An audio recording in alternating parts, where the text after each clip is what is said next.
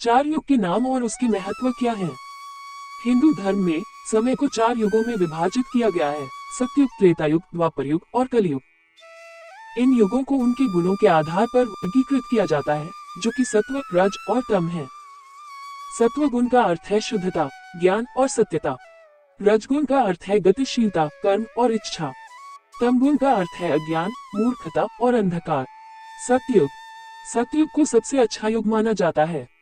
इस युग में लोग सतोगुणी होते हैं। वे ज्ञानी, धर्मी और ईश्वर भक्त होते हैं। इस युग में धर्म का प्रसार होता है और लोग शांति और समृद्धि में रहते हैं। सतयुग की अवधि 17,28,000 वर्ष है। इस युग में मनुष्य की आयु 100,000 वर्ष होती है। मनुष्य का शरीर मजबूत और स्वस्थ होता है। वे 32 हाथ लंबे होते हैं। सतयुग के अवतार: मत्स्य, कूर्म, वाराह, नरसिंह। त्रेतायुग सतयुग के बाद आता है। इस युग में सतोगुण रजोगुण में बदल जाता है। लोग रजोगुणी होते हैं। वे कर्मशील और इच्छाशील होते हैं। इस युग में धर्म का प्रसार कम होता जाता है और अधर्म का प्रसार होता है। त्रेतायुग की अवधि 12,96,000 वर्ष है। इस युग में मनुष्य की आयु 10,000 वर्ष होती है। मनुष्य का शरीर थोड़ा कम मजबूत और स्वस्थ होता है। वे 21 हाथ लंबे होते हैं। त्रेतायुग के अवतार: वामन, परशुराम, राम।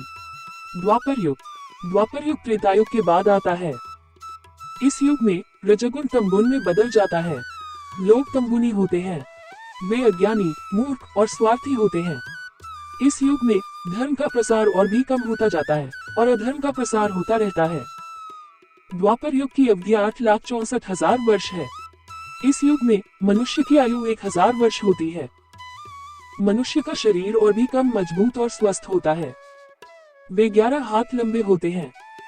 द्वापर युग के अवतार: कृष्ण। कलियुग द्वापर युग के बाद आता है। इस युग में तमगुण पूर्ण रूप से प्रबल हो जाता है। लोग पूर्ण रूप से अज्ञानी, मूर्ख और स्वार्थी होते हैं। इस युग में धर्म का प्रसार बहुत कम होता है और अधर्म का प्रसार चरम पर होता है। कलियुग की अवधि 4,32,000 वर्ष है। इस युग में मनुष्य की आयु 100 वर्ष होती है। मनुष्य का शरीर और भी कम मजबूत और स्वस्थ होता है। वे 7 हाथ लंबे होते हैं। कलियुग के अवतार: कल्कि। चारों युगों के लक्षण: चारों युगों को उनके गुणों के आधार पर वर्गीकृत किया जाता है।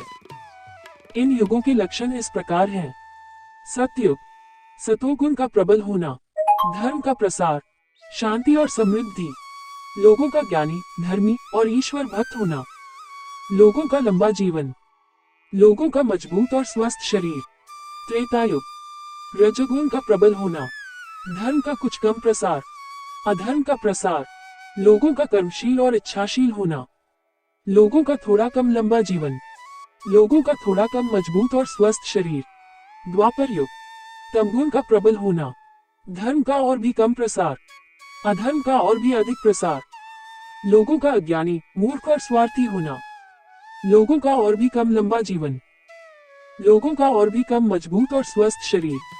कलियुग तमगुण का पूर्ण रूप से प्रबल होना, धर्म का बहुत कम प्रसार, अधर्म का चरम पर प्रसार, लोगों का पूर्ण रूप से अज्ञानी, मूर्ख और स्वार्थी होना, लोगों का बहुत कम लंबा जीवन, लोगों का बहुत कम मजबूत और स्वस्थ शरीर।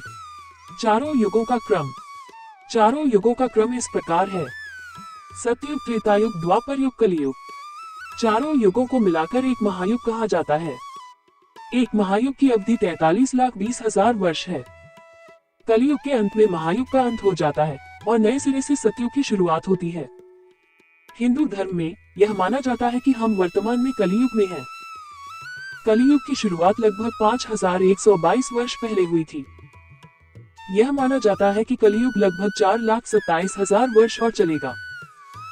कलियुग के अंत में कल्कि अवतार लेंगे। कल्कि अवतार भगवान विष्णु का अंतिम अवतार होगा। वह अधर्म का नाश करेंगे और धर्म की स्थापना करेंगे। कल्कि अवतार के बाद नए सिरे से सतयुग की शुरुआत होगी।